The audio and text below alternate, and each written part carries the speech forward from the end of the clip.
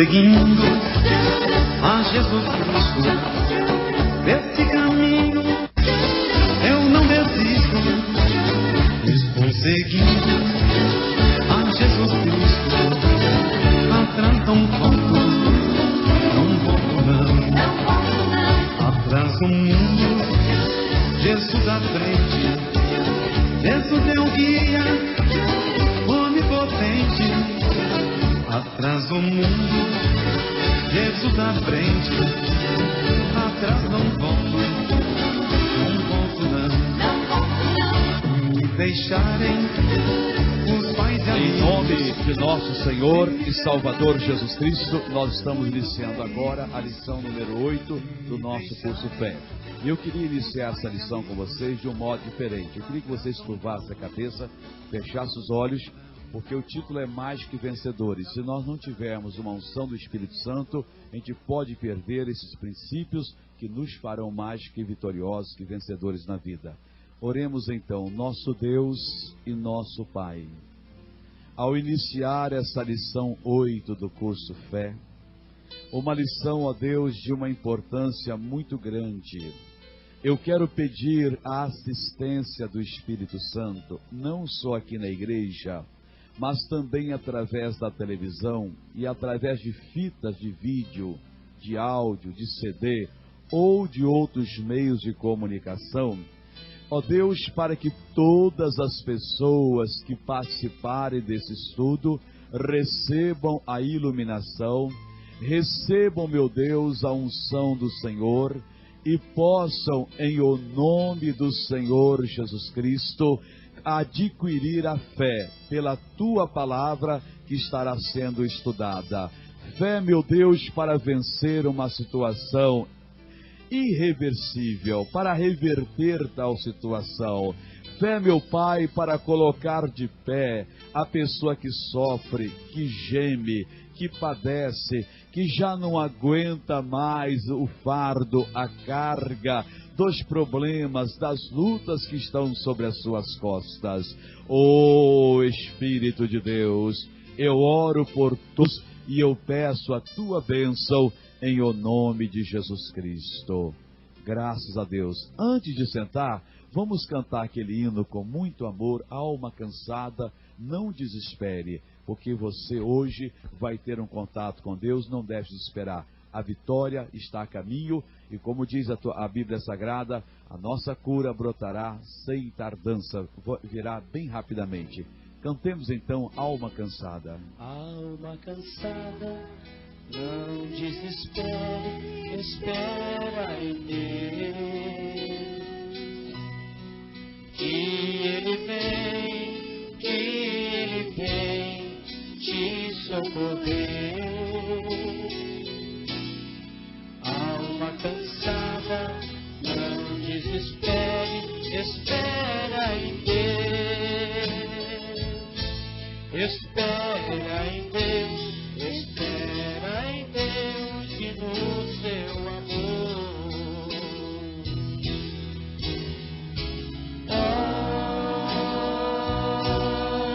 Alma cansada, espera em Deus e no seu amor.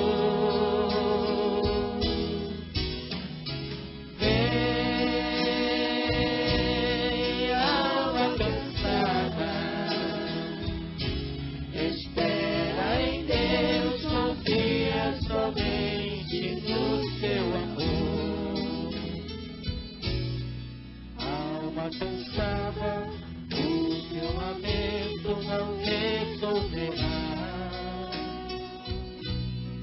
A hora é triste, com fé insiste, Deus te ouvirá. Se teus momentos trazem tormentos que fazem chorar, Deus te chama agora, ó vem sem demora, em paz descansar.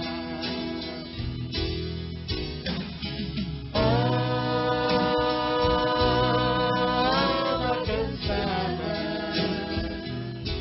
espera em Deus.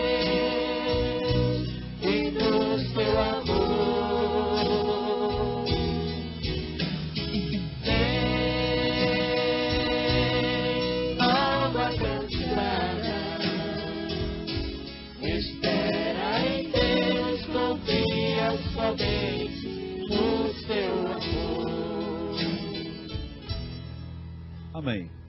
Podeis vos assentar, irmãos. Mais que vencedores é o título dessa lição. Eu vou lendo, paro e explico, e vamos deixar o Espírito de Deus, então, abrir o nosso entendimento. Após termos aceitado o Senhor Jesus como nosso Salvador e Senhor, devemos tê-lo também como nosso padrão. O Senhor Jesus é o exemplo a que temos de seguir. Vamos entender isso aqui, irmãos. Muitas vezes o cristão, ele não percebe que quando ele aceitou a Jesus como Salvador, não terminou o seu relacionamento com Jesus. Ao contrário, começou. Então a gente vivia fora do Evangelho, nas práticas erradas, sofrendo, precisando de Deus e não encontrando, e às vezes na luta para encontrar Deus, fazendo até coisas absurdas. Mas um dia paramos, ouvimos a palavra, nosso espírito iluminou-se e nós aceitamos Jesus. E para muitas pessoas era tudo que tinha a fazer. Não, irmãos. Aí que começou o nosso relacionamento com Jesus. A partir desse momento, o Senhor Jesus deve ser o nosso padrão, o nosso exemplo. Nós devemos ver na Bíblia tudo aquilo que Jesus fez, as situações em que ele esteve, as respostas que ele deu, a sua maneira de se conduzir diante de Deus, diante dos homens, e deve ser a nossa maneira. E a palavra de Deus, irmãos, não podemos esquecer nunca disso, ela é o próprio Senhor Jesus. Então, tudo aquilo que a gente for fazer na vida, toda decisão que formos tomar, devemos fazer e tomar de acordo com as recomendações da palavra de Deus. A partir do dia em que entregamos a nossa vida a Jesus, começou então um aprendizado. Nós entramos na escola do Espírito Santo. Ele, o Senhor, é o nosso mestre e nós somos os discípulos. Devemos tentar imitá-lo em tudo. Devemos passar a ser obedientes, praticantes da palavra de Deus. Continuando a lição. Ele era vencedor em todos os sentidos. Nunca, jamais perdeu uma só causa. Em todas as batalhas, ele simplesmente demonstrava que era Senhor. Então, depois que aceitamos Jesus, nós não podemos aceitar essa palavra, não tem jeito, não dá certo. Esse caso é impossível, porque o Senhor Jesus nunca teve um caso impossível. O Senhor Jesus, em todas as situações em que ele se encontrou, ou que pedir a sua ajuda, pedir a sua intervenção, ele entrou para ser Senhor. Todas elas, o Senhor Jesus venceu. O mesmo deve ocorrer também com a gente. Se Deus permitiu que entrássemos numa situação, nós próprios, algum familiar nosso, ou se alguém pediu a nossa intervenção, nos deu o direito, a oportunidade, franqueou-nos o caminho para que nós usemos o nosso conhecimento, a nossa unção de Deus, nós podemos ter certeza, eu entrei para decidir essa situação, eu entrei para tomar posse da bênção. Assim nós estamos fazendo Jesus o nosso padrão, o nosso exemplo. Era assim que o Senhor Jesus se portava. Continuando, ele veio para nos dar o exemplo. Tudo que ele realizava aqui na terra era por nós. Era como se ele dissesse, vejam bem, é assim que vocês têm de proceder e agir. Façam o que eu faço e terão o sucesso que eu tenho. Mas alguém pode dizer, missionário, mas é impossível, Jesus era Deus, como é que eu posso fazer exatamente o que Jesus fazia? Mas nós não vamos esquecer que ele, quando veio se encarnar, ele deixou todas as suas prerrogativas de Deus. Ele veio como homem. A Bíblia diz que ele despiu-se da sua glória. Ele não era aqui um Deus andando no meio dos homens. Ele era homem exatamente como nós, ser humano. Só tinha uma diferença, que ele não tinha o pecado em si. Então, quando ele se submetia a Deus, ele podia então fazer a obra de Deus, nos dando exemplo. E no Evangelho de João, capítulo 14, versículo 12, ele garantiu taxativamente: na verdade vos digo, que aquele que crer em mim, esse fará as mesmas obras que eu faço, e outras maiores fará, porque eu vou para o Pai.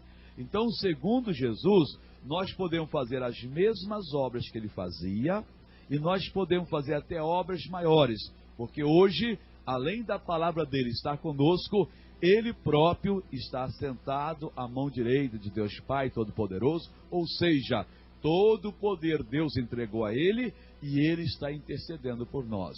Então nós temos condições de fazer o mesmo que ele fazia? Temos, se nós também, logicamente, nos submetermos a Deus como ele se submetia, se nós usarmos a palavra ou deixarmos ser usados pela palavra, como o Senhor Jesus se deixava e usava.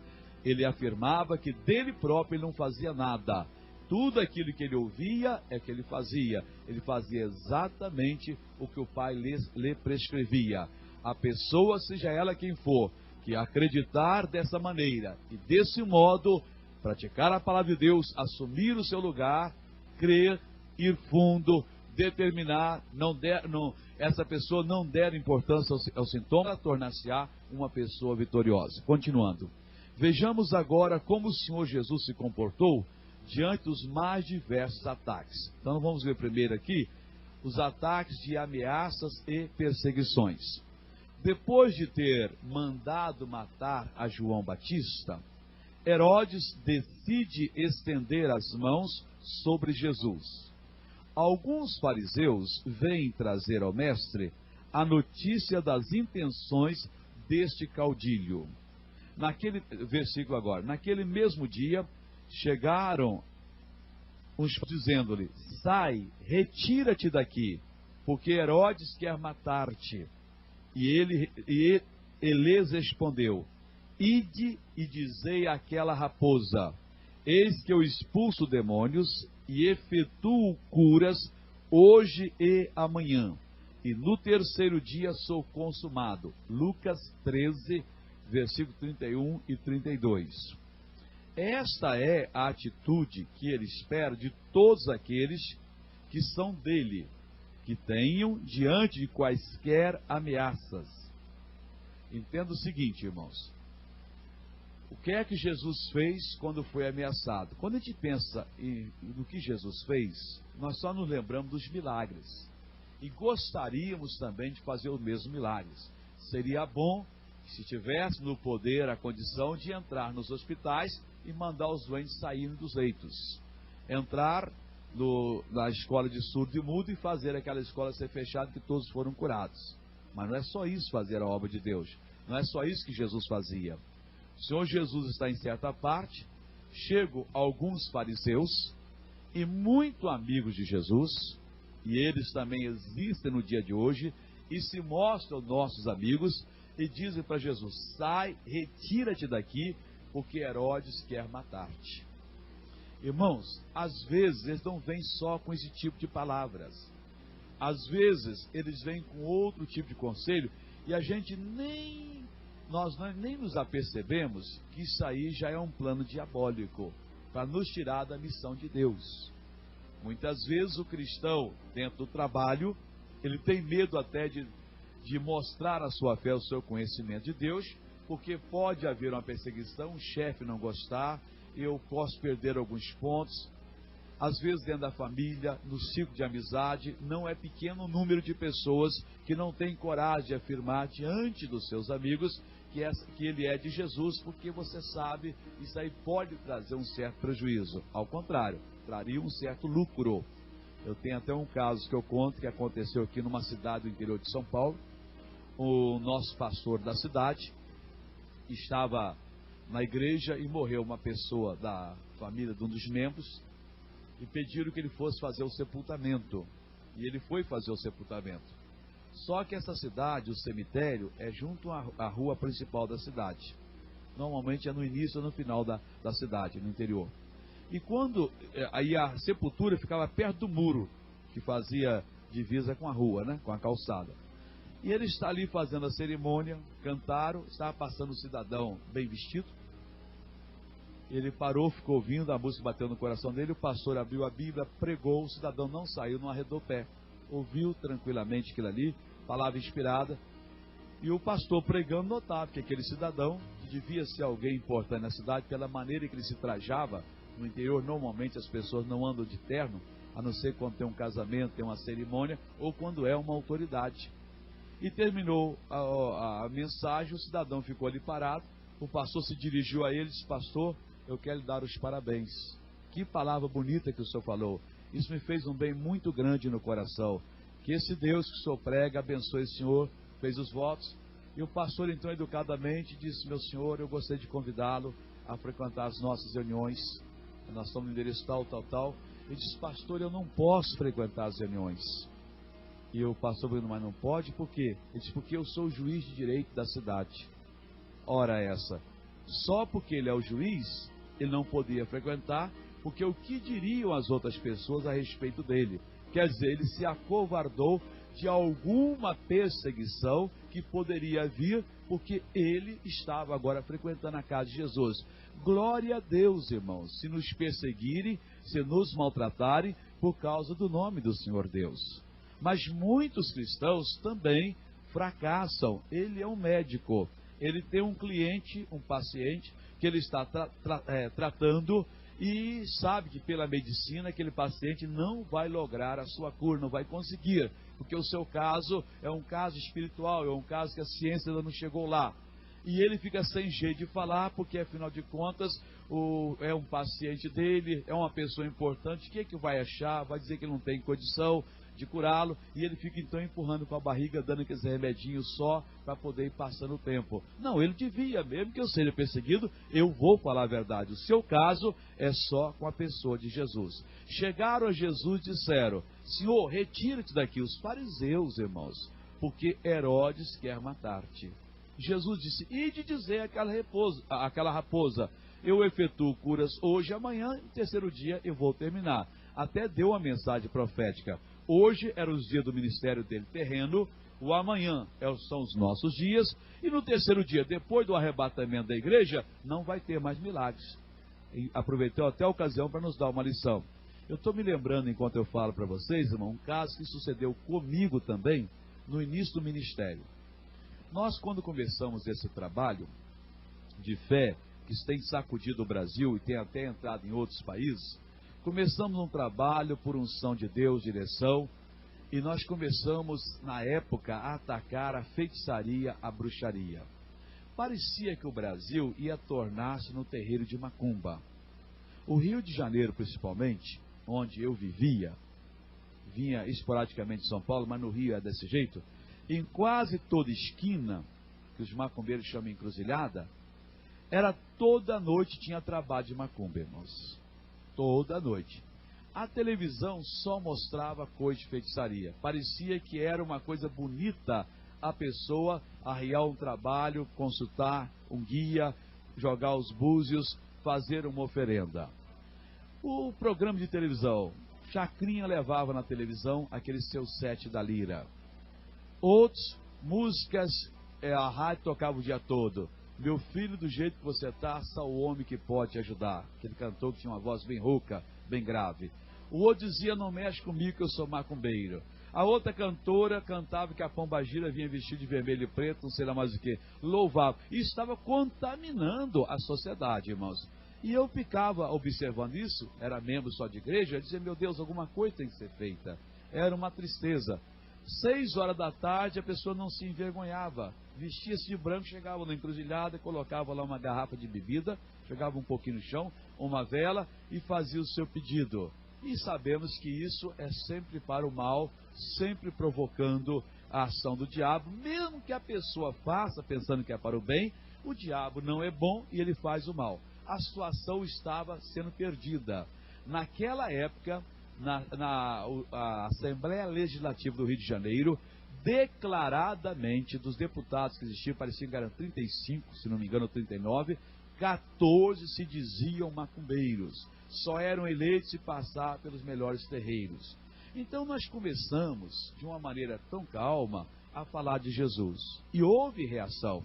Só para seu governo, a nossa igreja tinha uma filial num certo bairro do Rio. Nós tínhamos 3 igrejas só no Rio. Não era da Graça, não. Era uma igreja que eu era membro. Não vou dar nome, questão de ética aqui. E o pastor de uma das filiais, você vai agora ficar abismado, irmão. Um negócio esquisito. Isso é na zona da Leopoldina, no Rio. Um macumbeiro chegou numa noite e fez uma macumba na porta da igreja. Colocou lá uma galinha na porta da igreja, hein? Colocou lá uma cachaça, uma vela, fez o trabalho. De manhã, quando o pastor foi abrir a igreja, ele se afastou, ele não entrou, irmãos. Enquanto o lixeiro não veio e retirou a macumba, o pastor da minha igreja não entrou com medo que aquilo fizesse mal. Ele dava a volta e passava para o corredor. Aquilo revoltava. Então nós começamos pela rádio, depois pela televisão, em praça pública, a dizer que o Exu, a Pombagira, o Tranca-Rua, o espiritual, não tinha poder algum. Quem tem poder é o nome de Jesus Cristo. E as pessoas que estavam enganadas lá começaram a abrir os olhos, porque já não aguentavam mais. Aquela receita tremenda, trabalho, e cada vez mais o demônio cascando a pessoa. A pessoa que trabalha com os guias não tem paz, não tem saúde e por aí afora vai. Mas havia uma reação, porque aqueles que estavam acostumados, o sincero agradeciam a Deus, mas aqueles que faziam daquilo um comércio, começaram então a sentir a perda dos seus clientes e começaram a nos perseguir. Usavam aqueles deputados e tal, delegado de polícia, uma porção de coisas que você não sabe que nós já sofremos. Bom, onde o senhor quer chegar? Um dia um certo pastor, que hoje eu vejo até porque ele foi falar comigo, nem mais pregar ele prega, era meu amigo. Ele aproximou-se de mim e disse: missionário Soares, pelo amor que o senhor tem a Jesus. Fiquei olhando para os olhos dele. Ele disse: para, missionário, o senhor já foi muito longe, eles podem matar o senhor. Eu falei: pastor, que conversa fiada o senhor está falando? Eu já morri, esse pessoal pode matar um cadáver. Quando eu aceitei Jesus, eu morri para o mundo, eu vivo para Jesus.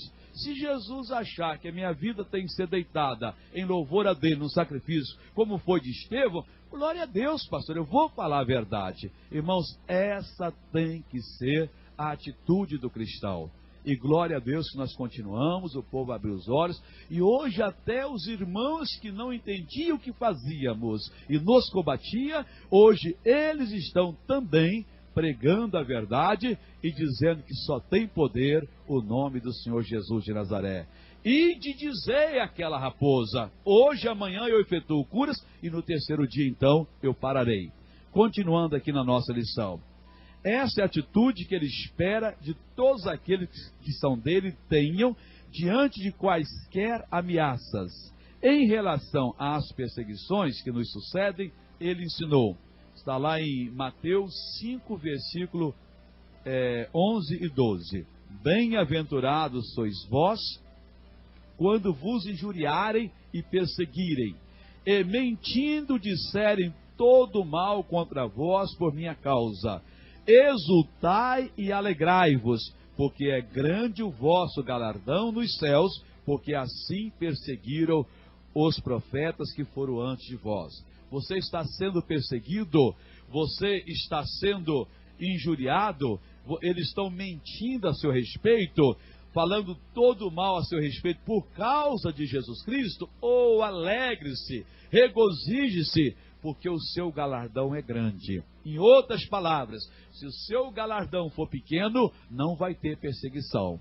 Em outras palavras, se não houver perseguição contra você, abra os olhos, seu galardão é muito pequeno, você não vai estar muito bem na eternidade. Mas se você for programado, se você já tiver garantido um grande galardão, você pode ter certeza, as perseguições virão.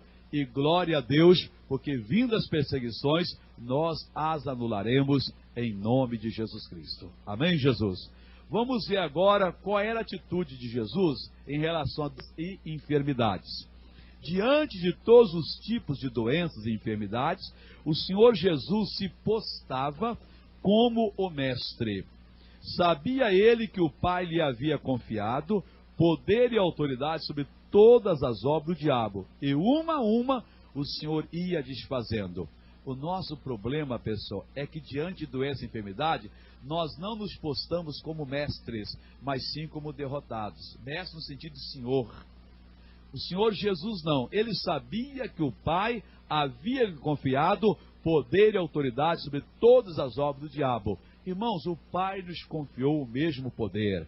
Mateus capítulo 10, versículo 1, o Senhor Jesus garantiu para nós, está escrito, vou ler para vocês diretamente da palavra de Deus, Mateus 10, 1, e não foi só para aqueles apóstolos, não. E chamando os seus 12 discípulos, deu-lhes poder sobre os espíritos imundos, para os expulsarem e para curarem toda a enfermidade e todo o mal. Qualquer pessoa que é de Jesus tem poder sobre os espíritos imundos, sobre esses espíritos que causam doenças, enfermidades, perturbações e qualquer outras anomalias. A pessoa tem poder para expulsar esses espíritos e para curar toda doença e toda enfermidade. Então, por isso, o Senhor Jesus não tinha receio algum. Ele mostrava-se como Senhor diante de qualquer situação. E nós temos que fazer o mesmo. Continuando. É um versículo agora, Lucas 4, 40. E ao pôr do sol, todos que tinham enfermos de várias doenças lhes traziam. E, pondo a mão sobre cada um deles, os curava. Então as pessoas, irmãos, o dia já tinha acabado, o sol estava se pondo, e todos que tinham enfermos em casa, de qualquer doença e enfermidade, traziam ao Senhor Jesus. E o Senhor Jesus calmamente colocava as mãos sobre cada um deles e os curava. Ele simplesmente colocava a mão, dava uma ordem e aquele mal tinha que bater em retirada. Ele espera que nós tenhamos o mesmo procedimento em relação a qualquer doença, a qualquer sofrimento. Continuando. Para que fôssemos vencedores sobre as doenças e enfermidades, ele as sofreu em seu próprio corpo, levando todas elas para que jamais tivéssemos que sofrê-las. Isso aqui nós já conhecemos, essa declaração, mas vamos ler de novo para você nunca esquecer. Isaías 53, 4 e 5. As pessoas que participam da Igreja da Graça conhecem o versículo de cor e salteado. Também esse versículo é repetido em Mateus 8, 17, em 1 de Pedro 2, 24. Diz assim: verdadeiramente ele tomou sobre si as nossas enfermidades e as nossas dores levou sobre si. E nós o reputamos por aflito, ferido de Deus e oprimido. Mas ele foi ferido pelas nossas transgressões e moído pelas nossas iniquidades. O castigo que nos traz a paz estava sobre ele, e pelas suas pisaduras fomos sarados. Queridos, se nós fomos sarados pelas feridas de Jesus, se ele sofreu as nossas doenças e enfermidades, por que é que temos que sofrê-las? Não temos. Temos que ser Senhor em qualquer situação. O mal veio, o mal está nos tentando, não entremos em desespero. Ao contrário, entremos na presença de Deus, onde há segurança, onde há proteção. Onde é o nosso lugar? Pai, eu vou usar o teu poder. Usa-se o poder de Deus contra o mal, exija-se que o mal bata em retirada, e glória a Deus, a vitória é nossa. Continuando agora, tentações e demônios. Ninguém será tentado pelo diabo. Então nós estamos vendo agora a reação de Jesus. Vamos ver o que fala a atitude de Jesus. Ninguém será tentado pelo diabo na mesma extensão como foi o Senhor Jesus. Entenda bem, irmãos. Jesus era perfeito. Então Deus permitiu ao diabo que tentasse Jesus, vamos dizer, no último da escala. Agora, nenhum de nós será tentado como Jesus Cristo foi. Depois nós vamos ver por quê. O máximo que nós vamos ser tentados é chegar perto da tentação alguém que tiver a condição de ter se aprimorado a quase se igualar com Jesus, que é praticamente impossível. Então podemos ter certeza que o nível de tentação que Jesus passou, nunca chegaremos a tal nível. Continuando. Para tentar o Filho de Deus, o diabo usou de todos os meios, e certamente não teve êxito. Por que o diabo não conseguiu derrotar o nosso Salvador? Porque ele, o Senhor, se firmava na palavra de Deus e com ela resistia ao inimigo. O Senhor deixou o inimigo tentá-lo e o venceu para nos dar o exemplo de que nós também podemos triunfar sobre toda a força do inferno. e principalmente para nos socorrer em todas as tentações. Entenda bem, Jesus era Deus perfeito, conhecia tudo. Mas ele deixou a sua glória, assumiu a forma de homem, e como homem, ele deixou que o diabo tentasse na maior tentação que pudesse existir. Por quê, irmãos? Para nos mostrar que como ele venceu, nós podemos vencer, sendo que a nossa tensão é muito inferior, e também para poder nos socorrer. Olha que versículo importante, está escrito em Hebreus capítulo 2, versículo 18. Diz assim: porque naquilo que ele mesmo, sendo tentado, padeceu, pode socorrer aos que são tentados. Então, naquilo mesmo, ele foi tentado em todas as coisas, ele padeceu, ele sofreu a tentação, ele tem condição hoje de nos socorrer, não só como Deus que conhece tudo, mas também porque ele é um homem e sentiu na própria carne a extensão da tentação. Ele sentiu o que é que o diabo consegue fazer, o que é que sofre um homem, não porque ele tinha capacidade de entender, mas porque ele passou pela tentação. Uma coisa é a pessoa estudar um assunto e entender, mas ele não sofreu aquilo. Por exemplo, você vem para mim e conta um caso que está lhe angustiando muito. Eu entendo toda a situação e lhe dou um conselho que é o conselho sábio. Mas se eu tivesse passado por igual situação e sentido a mesma angústia, eu saberia então o que é que você está passando. E Jesus deixou que o diabo o tentasse em tudo. Jesus foi tentado em tudo, de todas as formas, para que ele pudesse nos socorrer. Continuando aqui com a lição. Além das tentações que Jesus sofreu após jejuar 40 dias e 40 noites no deserto, o Senhor teve outras tentações, tão fortes e profundas, como essas que o diabo lhe infligiu após jejum. E de todas elas, ele saiu vencedor. Novamente, Hebreus capítulo 4, versículo 15. Diz assim: porque não temos um sumo sacerdote que não possa compadecer-se das nossas fraquezas, porém um que, como nós, em tudo foi tentado, mas sem pecado. Irmãos, toda tentação que um dia passar pela sua cabeça, o diabo tentou colocar em Jesus. Mas então Jesus pecou? Não, entenda bem, ser tentado não é pecado, irmãos. O diabo pode tentar você, mas se você não aceitar a tentação, você não pecou. Ele tentava Jesus mandava embora. Você não é responsável pela tentação. O inferno resolve vir com a proposta indecorosa, indecente, vir com qualquer outra tentação, e o que você faz? Bom, eu resisto, então você não pecou. Agora, se você assumir, conceber, praticar, você pode ter certeza que aí você pecou.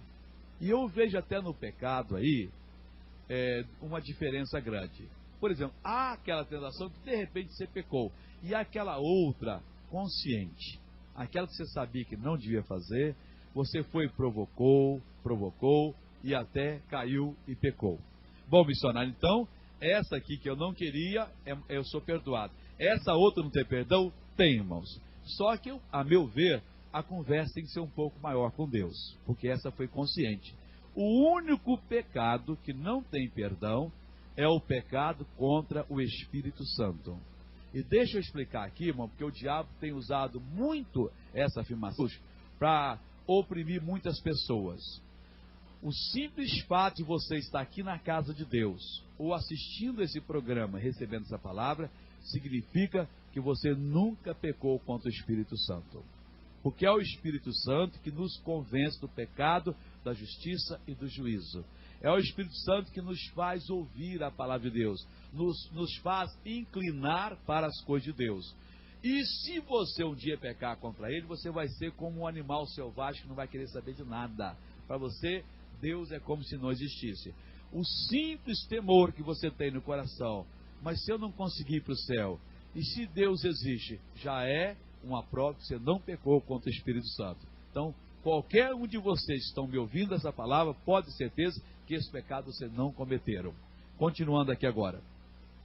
Em Lucas 4, versículo 35, temos um relato de um enfrentamento direto do inferno contra o Senhor Jesus. Deve ser do versículo 30 a 31 por aí. Deixa eu ver aqui na Bíblia, que eu só pus o 35 aqui.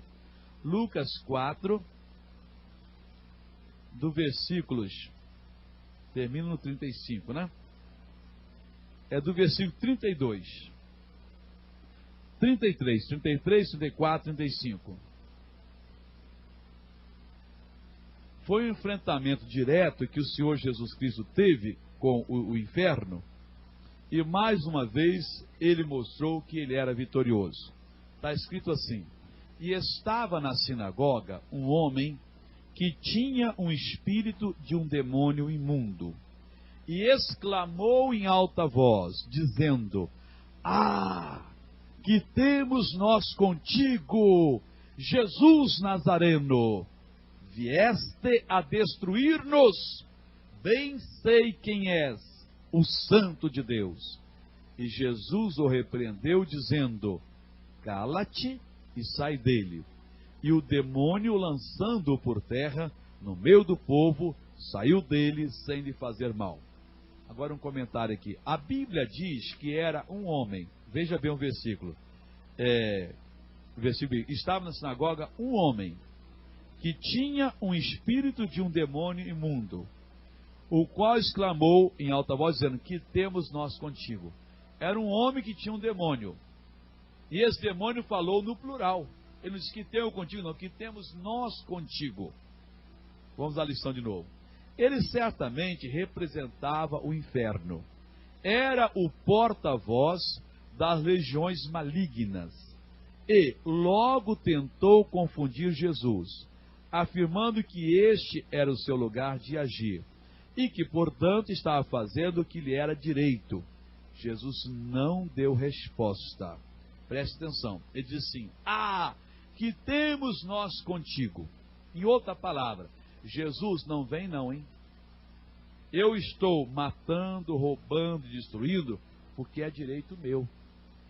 Adão me deu esse direito, e eu estou aqui fazendo a minha obra. Não tem mais jeito. Jesus não lhe deu resposta. É uma lição para nós, irmãos. Nós nunca devemos dialogar com o diabo. Você está perdendo tempo.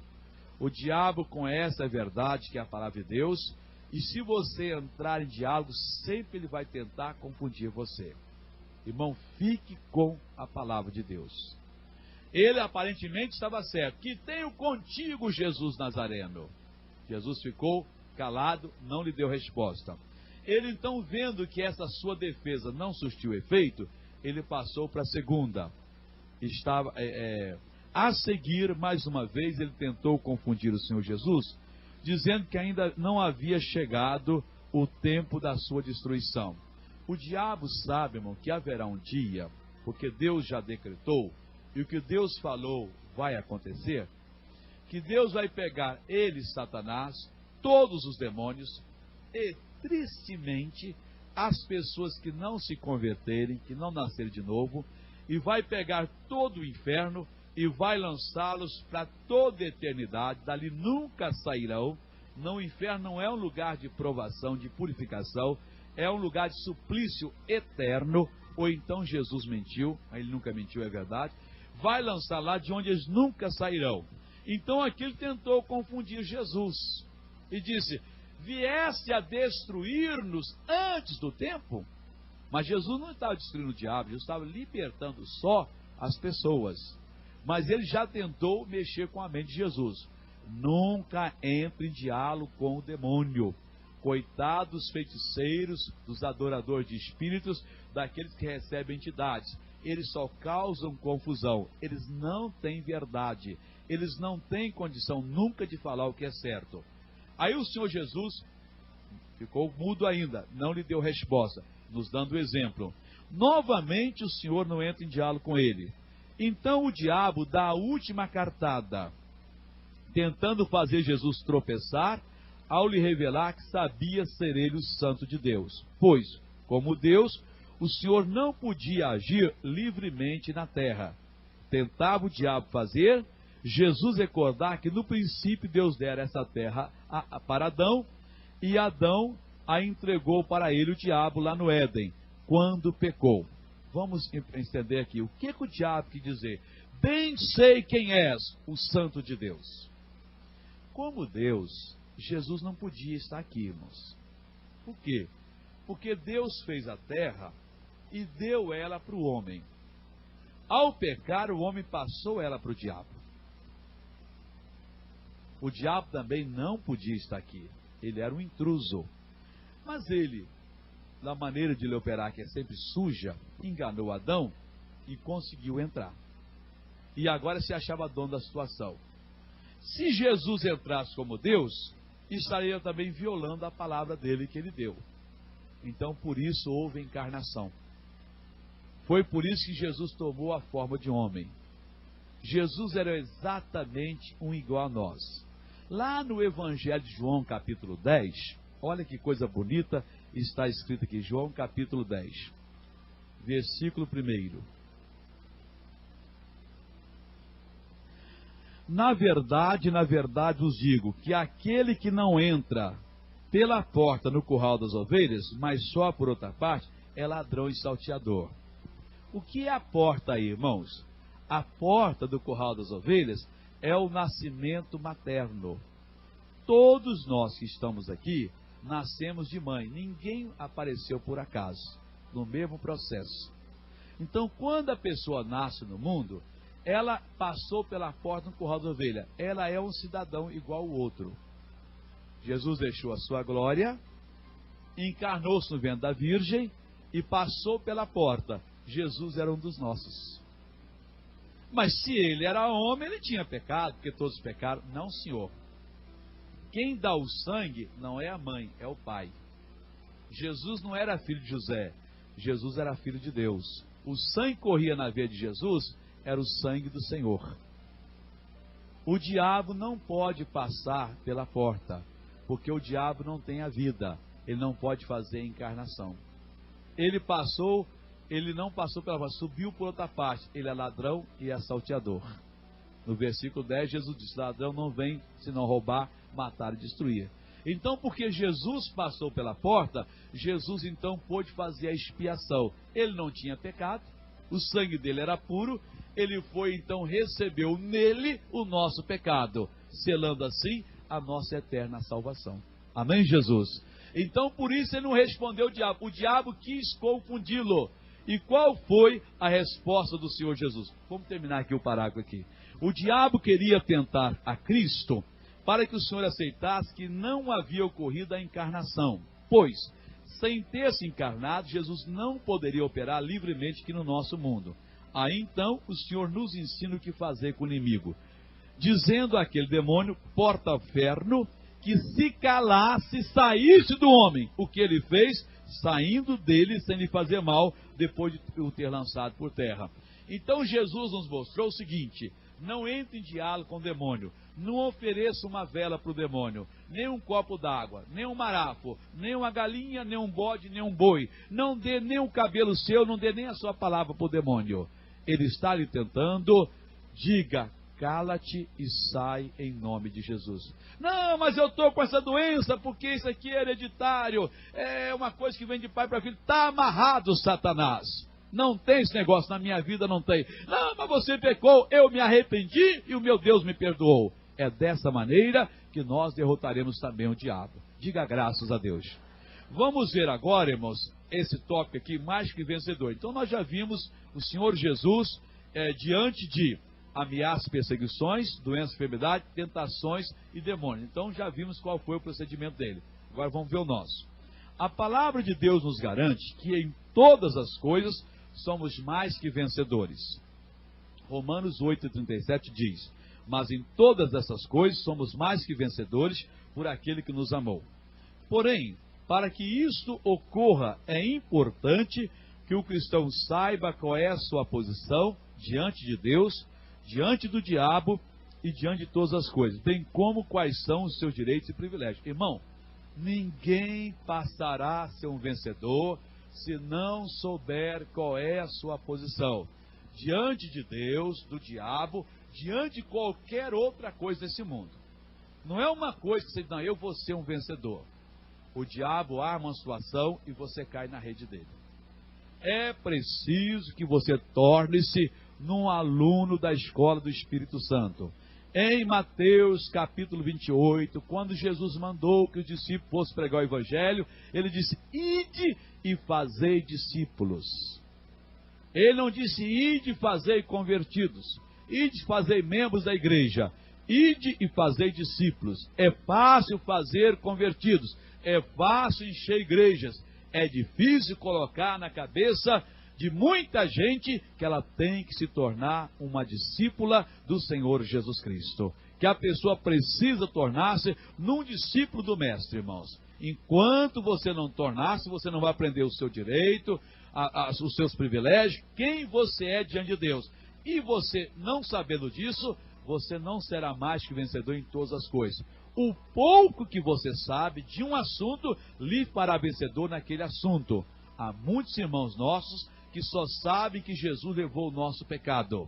Eles aceitaram Jesus como Salvador e estão salvos, mas vivem doentes, vivem no pecado, vivem na miséria, vivem sem poder de Deus, porque não têm conhecimento. O que você tem de conhecimento lá no seu coração que você assumiu, já faz você viver diferente. Para você ser mais abençoado, você tem que aprender mais, irmãos. Você está no limite do seu entendimento. Não existe mágica, você não vai melhorar, porque Deus vai lhe dar a bênção. Não, você tem que aprender mais. Bom, então eu estou no limite, só tem esse pouquinho, então eu tenho muito pouco. Vou aprender mais. Quanto mais você aprender, mais você terá. Vamos voltar aqui para a lição então. Aqui, após o Senhor Deus ter criado os céus e a terra, e do pó da terra ter feito o homem, o Senhor o abençoou dizendo, frutificai e multiplicai-vos, e enchei a terra, e sujeitai-a, e dominai sobre os peixes do mar, e sobre as aves dos céus, e sobre todo animal que se move sobre a terra. Vemos por essa afirmação da palavra do Senhor, que o homem era originalmente mais que vencedor sobre todas as circunstâncias. Foi assim que Deus o fez. Porém, ele errou, traindo ao Senhor, pecando e, por consequência, foi lançado fora da presença de Deus. Agora Satanás tinha o direito de estar aqui e ser o Deus deste mundo. Assim o diabo ficou reinando no mundo até que o último Adão aparecesse e o destronasse. Graças a Deus que isso já ocorreu. Porque 1 Coríntios 5, 15, 22 e 45. Porque assim como todos morrem em Adão, assim também todos serão vivificados em Cristo. O primeiro homem, Adão, foi feito em alma vivente. O último Adão em espírito vivificante. Então, desde que a palavra de Deus declara que tudo já foi feito, não temos mais que nos submeter ao diabo, nem aceitar os seus sofrimentos. Além disto, somos considerados pelo Pai como idôneos para participar de suas bênçãos. Colossenses 1, 12 e 13. Dando graça ao Pai que nos fez ir participar da herança dos santos na luz, o qual nos tirou da potestade das trevas e nos transportou para o reino do Filho do seu amor. O Senhor espera que aceitemos essa posição e que passemos a agir como mais que vencedores. O diabo sabe que essa é a nossa real posição. Ele sabe também que obedecer a todos que descobrem essa verdade. Então vamos entender uma coisa aqui, irmãos. Quando Deus fez Adão, Deus deu a Adão autoridade e domínio sobre as aves dos céus. Ave dos céus, você vai ver na parábola do semeador, que o Senhor Deus diz que são os demônios e o diabo. Figuradamente é. A gente pensa logo nos lindos passarinhos que existem, né? Mas Jesus diz que o semeador semeou e uma parte de semente caiu no meio da estrada. E logo vieram as aves dos céus e a comeram. Mas na frente ele diz, olha, aquilo foi o diabo. Então Adão tinha poder sobre o diabo, sobre os demônios. Não devia se submeter. O Senhor Deus deu poder a ele sobre os peixes do mar. Mar é onde tem água, água é símbolo da palavra de Deus. No reino de Deus tem uma porção de seres que fazem a obra de Deus, são os anjos. Hebreus 1,14 fala disso. Então nós temos poder sobre eles, não como senhor para escravo. O anjo faz para mim, não. Nós usamos a palavra, dizemos mal, vai embora em nome de Jesus. Esse poder de Deus entra em ação e faz o mal embora. O homem tinha poder sobre os animais que rastejam sobre a terra. Aí vem os pequenos animais. A terra está cheia de vírus, bactérias, bacilos, fungos, ácaros, uma porção de coisas que fazem mal à nossa saúde. O homem tinha esse poder. Ao pecar, ele perdeu. Mas agora, quando aceitamos Jesus, essa autoridade nos é devolvida. Nós não temos que ter medo. Usemos a palavra de Deus e o poder de Deus vai cumprir aquilo que está escrito. Amém, Jesus? Diga graças a Deus.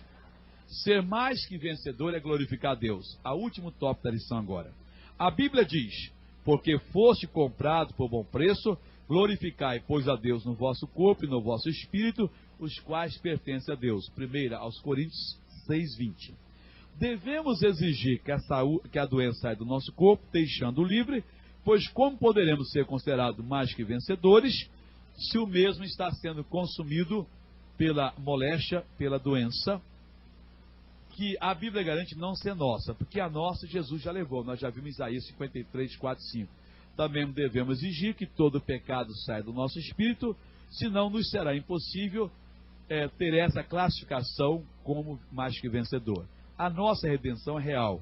Somos território liberto, a escravidão sobre a nossa vida terminou, o senhorio do diabo findou, agora nós temos um Senhor que nos comprou para Deus e nos fez mais que vencedores. E glória a Deus. Amém, Jesus? Vamos orar agora, queridos. Vamos ficar em pé e vamos orar. Orando uns pelos outros aqui na igreja, orando pelas pessoas que vão assistir pela televisão, estão assistindo pela televisão, que vão assistir por uma fita de vídeo, orando por todos que sofrem, por todos que precisam da graça do Senhor Deus. Curve a sua cabeça, feche os seus olhos e entremos agora na presença do nosso Deus e nosso Pai.